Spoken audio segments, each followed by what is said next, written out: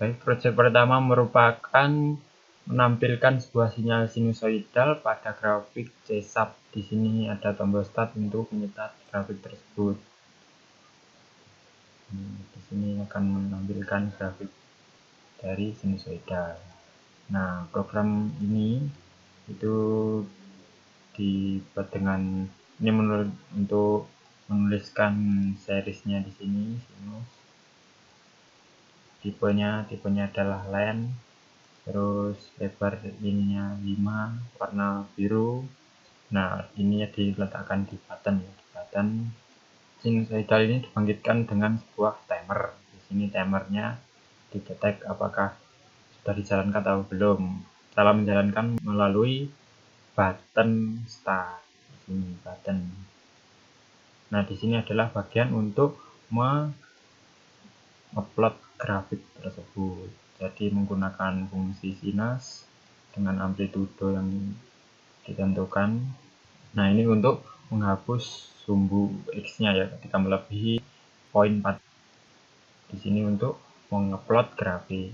Nah, ini untuk increment periode gelombang. Nah, di sini adalah nilai awal atau konstanta yang digunakan, amplitudo, frekuensi, dan lain-lain. Pada percobaan pertama atau project pertama itu dibagi menjadi 3 ya. Yang pertama adalah 1 sinyal sinusoidal, yang kedua 3 sinyal sinusoidal, dan yang ketiga adalah menampilkan 3 sinyal yang berbeda-beda.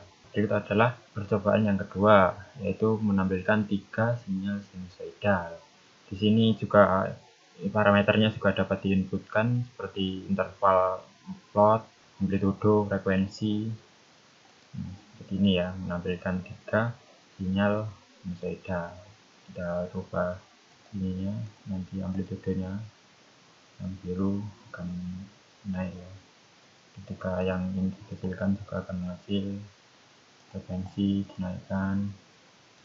Nah, di sini ditambahkan seriesnya saja ya, series dari chart ini. Jadi satu chart ada 3 series. Ini sudah pertama, kedua, dan ketiga.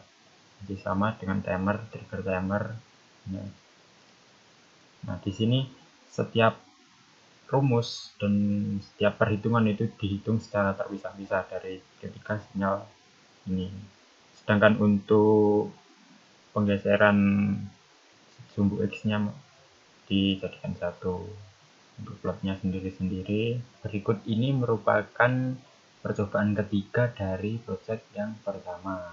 Nah, percobaan 3 ini itu adalah menampilkan 3 yang berbeda-beda.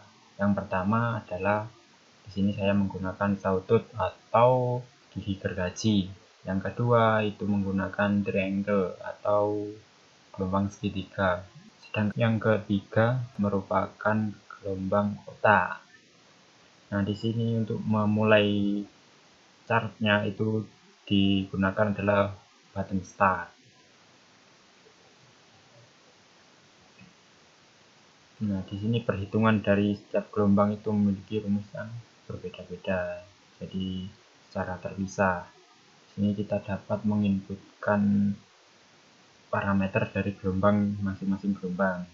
Contohnya yang pertama adalah gelombang gigi gergaji. Misalkan kita naikkan amplitudenya. Nah, di sini akan naik. Misalkan frekuensinya akan dinaikkan juga. Kita akan naik. Sekarang adalah gelombang segitiga, kita turunkan misalkan. Ini akan turun ya, yang range. Misalkan frekuensinya juga dinaikkan. Di sini akan naik. Untuk ketika untuk gelombang kotak. Coba kita misalkan kita naikkan. Nah, naikkan kita frekuensinya misalkan kita turunkan atau kita naikkan. Semakin kecil. Nah, percobaan ini untuk menuliskan ini itu berada di sini ya, di seri 1 triangle square, ada tipe length Milan, bordernya 5, warna, sedangkan ini diletakkan di kanan.